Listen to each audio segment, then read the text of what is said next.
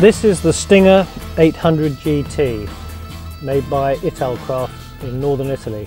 I must confess I've seen these boats around for quite some time and was looking forward to having the first opportunity to try one. They look exactly right. They've got a very high bow, nice deep V hull, large spray rails to deflect the spray but not too big so that they create a lot of slamming, and very nicely laid out inside too. The seating arrangement's very practical. So it was good that I had the opportunity to go and test her in some fairly testing conditions. This particular boat that we tested with its 300 horsepower Verado is fast enough to be exhilarating for those who want a little bit test of speed, but not so unruly that it would get you into trouble or frighten anybody. Top speed that we achieved with the craft was 44 knots.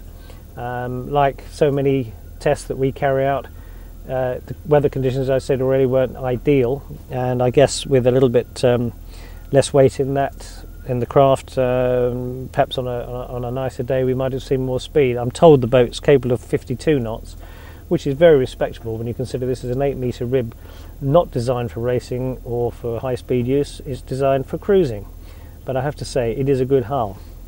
The windscreen dashboard layout is particularly attractive. It's got a very high screen, and this means that the wind is blown right over your head. You don't get anything in your face at all.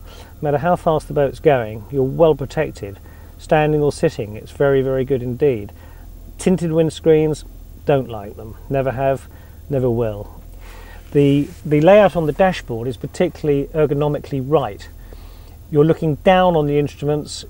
The GPS is directly in front of the driver, where it should be. The whole design of the dash is perfect. The steering position, the wheel and the controls, everything falls to hand. But little things like the grab rail all around the screen, it's the right diameter to get hold of, and the passenger also has a good handhold on that. The upholstery is nicely done. It's not got a seating arrangement per se. It has a bolster type arrangement, typical Mediterranean Italian idea, but it's quite comfortable to lean into. A very, very nicely upholstered boat. If you wanted to stand behind the seat and have really secure handhold, you can. This very correctly positioned stainless steel rail makes it ideal for two people to stand directly behind the driver and passenger and hang on. However, there is a full width contoured rear bench seat, and this is beautifully upholstered again, nice high backrest. It's all part of an integral moulding which goes the whole length of the boat. It means you can clean the bottom of the boat easily. You can put a hose down. There's no little edges or anything for it to catch under. Everything goes straight out of the self bailers in the stern. There's a flexi teak deck on this boat, and there's a moulded A-frame instead of the usual stainless steel one. Moulded A-frames are controversial to some people, ideal for others. They certainly enhance the appearance of the boat, there is no question, and if they're properly made, there's no reason why one shouldn't have one. On this particular craft, I couldn't fault it. And it had a very nice feature in a solar panel mounted on the top. Now, okay, you say if you turn all the power off, it shouldn't go flat, but there is a habit for these things to happen, and who knows, maybe you leave it for a couple of months, but it will be fully charged up when you get down there.